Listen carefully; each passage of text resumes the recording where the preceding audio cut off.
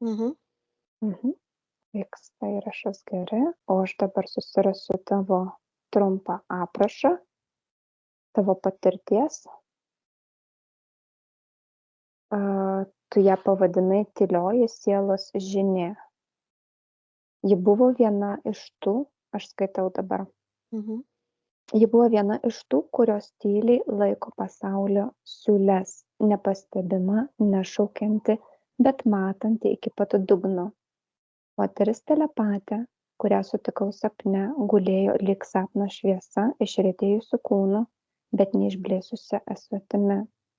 Vėžys, kuris graužė jos kūną, buvo ne tik fizinė liga, tai buvo žymė tų, kurie per ilgai buvo pasaulio skausmo nešėjai. Ji matė daugiau nei leista matyti, jautė daugiau, nei žmogaus širdis galėtų ištverti, ir vis tiek ji šypsojosi. Jos akys buvo ramios, kaip amžinasis ežeras, į kurį krenta žvaigždės, bet joms nepasiekus dugno jos ištirpsta vandenyje. Ji nešė žinojimą, kuris nepriklauso nei žodžiams, nei laikui. Ji pasakė, visi išsiskirstė mažomis grupelėmis, bet tikrieji namai yra tada, kai palieki rūbą. Ne kūną ji turėjo omenyje, o visus rūbus, iliuzijų, lūkesčių, baimių, net pačios šviesos rūbus. Kai viską nusivelki, lieki tik tai, kas esi - siela, šviesa, erdvė tarp žodžių. Mhm. Mhm. Labai gilus sapnas, labai ryški žinia. Ir bandau suprasti, kas ta moteris. Mhm. Ir man labai iš tikrųjų rezonavo, kai tu pasakei tą, kad tai gali būti siela, kuri galbūt iš tikrųjų egzistuoja jų fizinėj plotmėj, bet puikiai gali valdyti astralinį pasaulį, astralines projekcijas. Mhm. Ir netgi tada, kai aš atsibudau, aš pagalvojau, kad jinai kažkur tikrai egzistuoja. E, Tas toks kaip vidinis žinojimas, kad tai yra kažkoks tai žmogus, kurio galbūt aš nepažįstu, bet mes tiesiog susitikom astralinėj projekcijoj. Arba ankstesniuose gyvenimuose.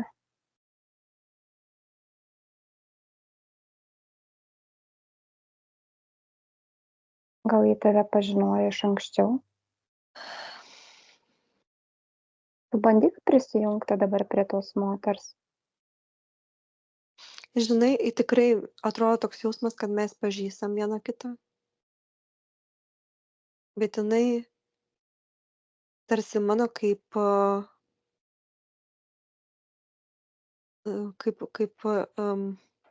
mokytoja, kažkas tokio, žinok. O, kaip įdomiai. Jo, ir eina žodis, kad ji egzistuoja iš tikrųjų taip ir Amerikoj. Amerika užčiuopė. Kaip rezonuoja. Mhm. Mhm. Tai ji dabar yra kaip nevaldo savo kūno, ar ne, serganti, stipri, Taip. bet ji yra labai pajėgi ir labai toje astralinėje plotmėje Mhm. labai aktyvi. Labai aktyviai, jinai, man rodo, pagrinde, kaip aš jaučiu, kad jos fizinis kūnas jau palieka, kaip jos siela, kaip ir jau ruošiasi išeiti ir jinai labai aktyvi astralinėse tose kelionėse. Jinai Mhm. beveik ten jau, supranti. Mhm. Ir dėl to mums pavyko kažkaip susikonektint. Ir ta žinutė kažkaip visuotinė, viskam, kad supranti, kai tu pasieki tokią stadiją, tau nerūpi iš tikrųjų daugiau, daug viskas nukrenta tie, žinai, skirtingi rūbai. Mhm. Tas atrodo, kas galbūt man šiuo metu galbūt rezonuoja, iš tikrųjų neturi prasmės.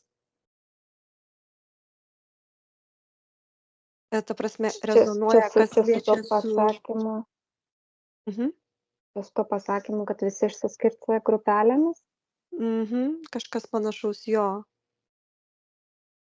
Visi išsiskirstę grupelėmis, ta prasme, nebėra vienybės aplamai, čia kalbu.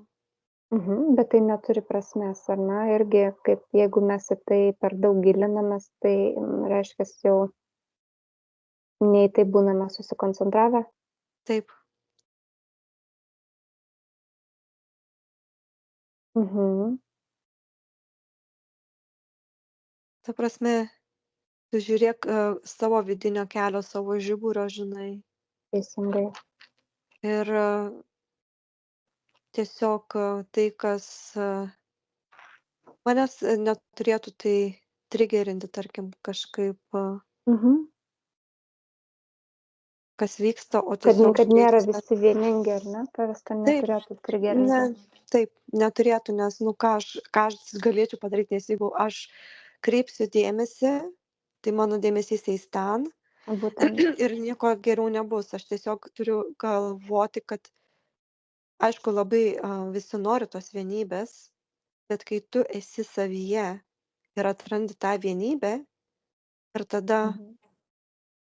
kažkaip automatiškai tu ir atsiduri tokiose erdvėse, tokiose situacijose, kur yra vienybė. Bet kažkaip, Geras. Aha. bet vėlgi savyje ta vienybė turi būti. Vat kas čia Taip. man labiausiai įstrigo, kad neieškok iš kitų kažkokios tai vienybės, Mhm. nes tu turi pati būti vienybėje. Labai fainiai. Mhm. Mhm.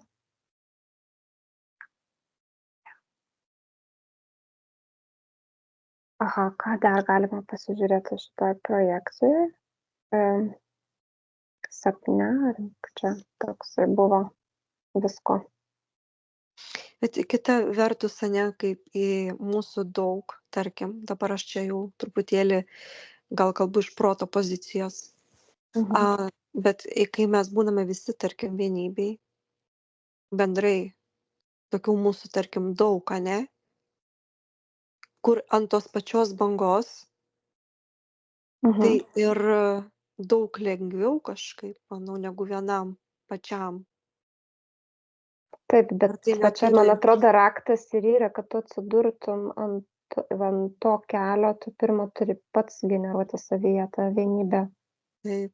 Mhm. Ir jeigu tu to neturi, tai tu papuoli tarp tų, kurie irgi to neturi. Va, aha, teisingai, teisingai. Taip, taip, taip.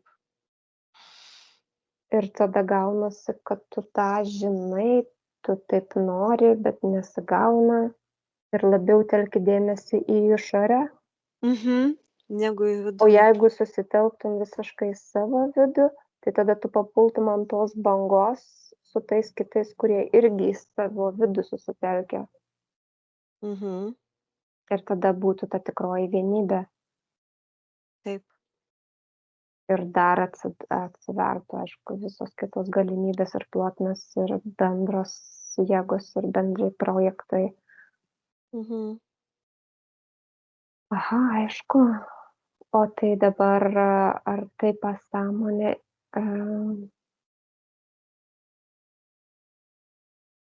tą ir norėjo parodyti, ar ne, kur mes čia dabar, tu irgi vat, turėjai tą savo vidinį klausimą.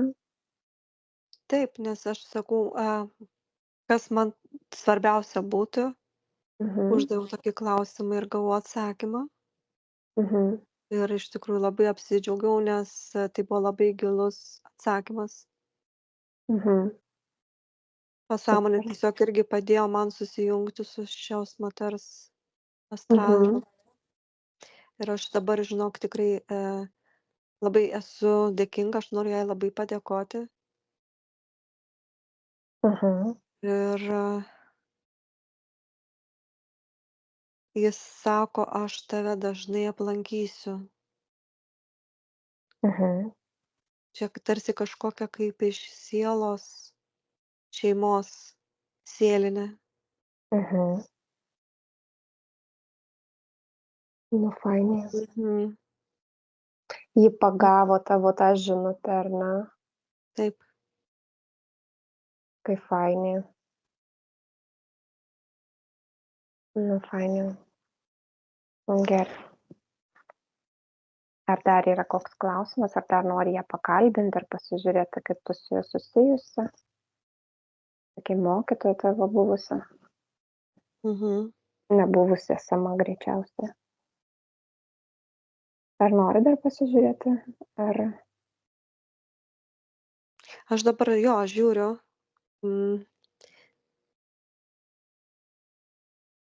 Žinok, čia kažkas susiję su mūsų tom astraliniam kelionėm. Kažką jinai tarsi mokino. To vidinio žinojimo kažkaip apie tas projekcijas. Mhm.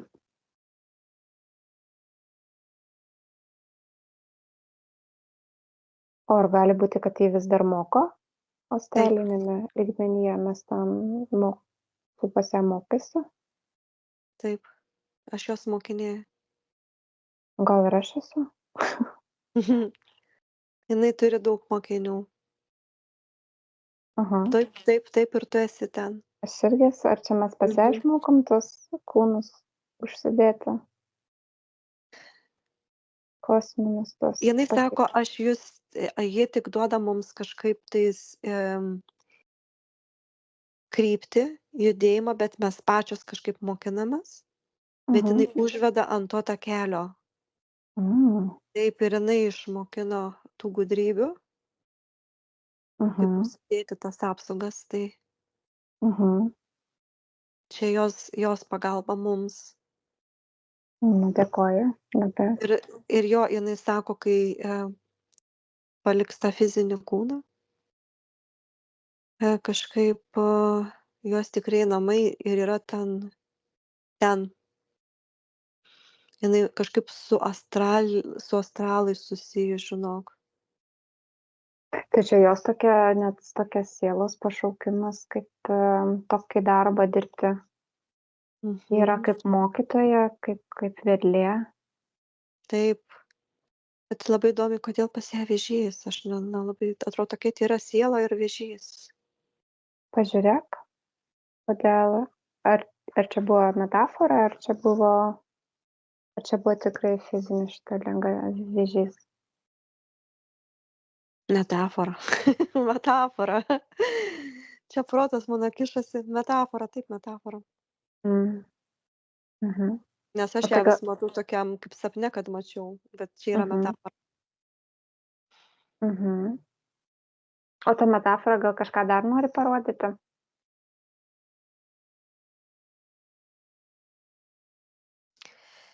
Ta metafora iš tikrųjų, kad išlaisvinti visas savo emocijas, nelaikyti suspaudus savyje Mhm.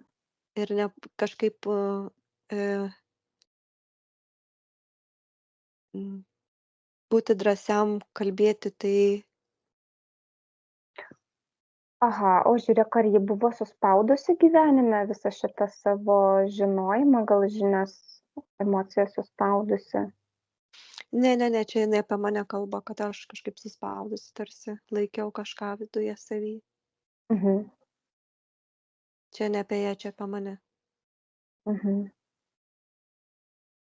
Tai ji dabar arti yra iškeliavimo jau iš fizinio kūno, Mhm. bet ji liks astralinėj erdvėj ir toliau mus mokys? Taip, Aha. Ar daug mokinių matai? daug, labai daug. Ar yra dar pažįstamų?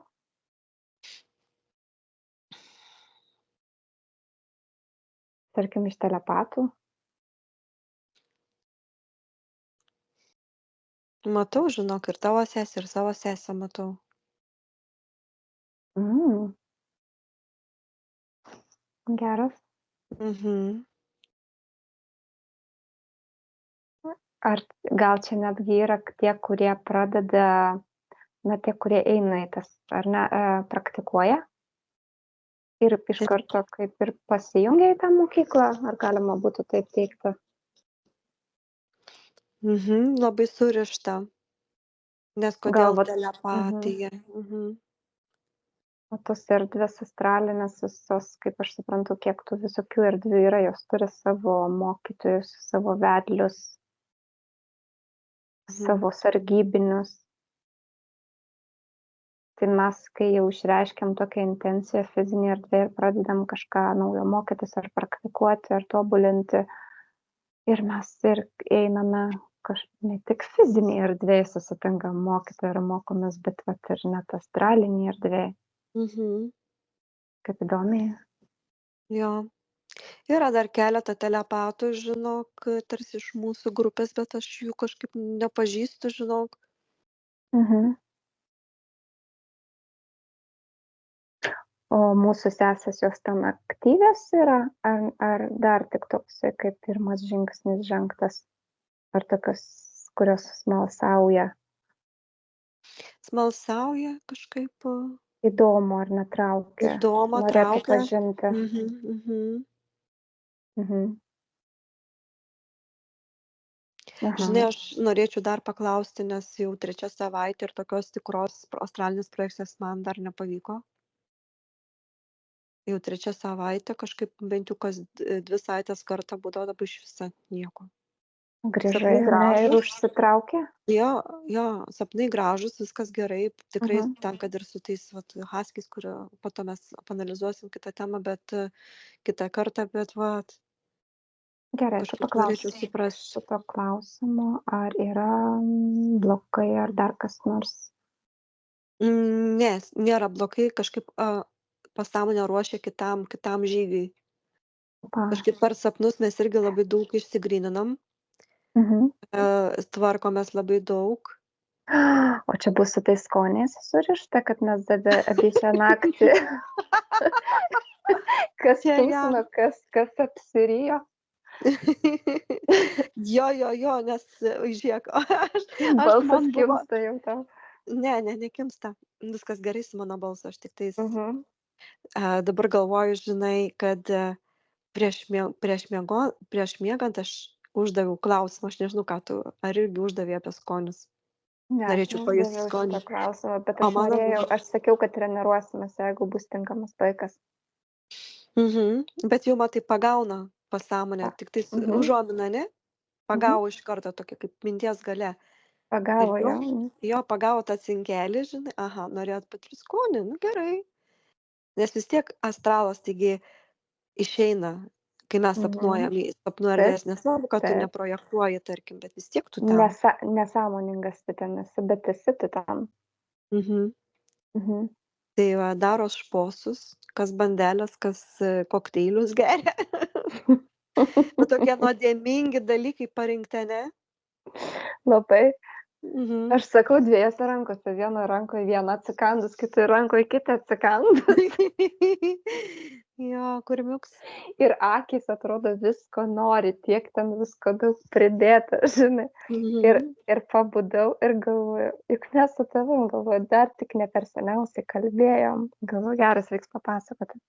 Geras. Ir Mhm. jo, ir tu jutai skonį, ne? Jutai Taip, skonį. taip, Tai čia taip. kaip ir vos ne iš Lucid Dream į astralinę projekciją, nes jeigu tu jau jauti skonius, jeigu tu Mhm. jau esi, tarkim, tu jauti tuos gilius jausmus, tai tu jau projektuoji. Mhm. O tai žiūrėk dabar, kai sakai, va tau čia keletą savaičių nepavyksta, tai čia ir pasąmonė ruošia kitą, nu jau kitas kaip pamokas, patirtis, gal galim taip sakyti. Taip, ruošia. Ir per sapnus kažkaip daug kas apsidoroja kažkokias tai Jau ar kažkokius. informacija paduoda kažkokią tais per sapnus, mes jau po Mhm. biškį integruojam, pratinamės. Taip. Geras, kaip Ir fainiai. labai svarbu iš tikrųjų, žinok, Saule, užsirašinėti, nesvarbu, ar tavo sapnas atrodo, žinai, įdomus ar ne, vis tiek kažkaip, aš sakau, vat, šiandieną irgi galvoju, kažkokią nesąmonę, žinai, sapnavau, taip pagalvoju, bet kai pradėjau rašyti ir kai tos detalės atsiskleidė ir galvoju, čia visai ne nesąmonė, žinai, čia visai daug simbolių Mhm. ir kartais iš to nesąmoningo sapno irgi kažką vis tiek gali pagauti, kažkaip Jo, suprast. kur ką reik daryt, kur tvarkytis, žinai. Ar ten Mhm. sapnas sumanipuliuotas, kaip apsivalyt savo erdvę, vis tiek tau duoda daug žinių kažkaip. Mhm. Aš vis dar įrašinėju. Tai gerai, rašyk, Mhm. rašyk. Gerai, Mhm. gerai. Tai ar dar kažką nuskaitai kokią informaciją? Ar dėl tų pačių projekcijų, ar dėl tos telepatijos Ne, kažkaip. mokytojas? Mm-mm. Tai tada gal ir uždarau šitą klausimą. Gerai.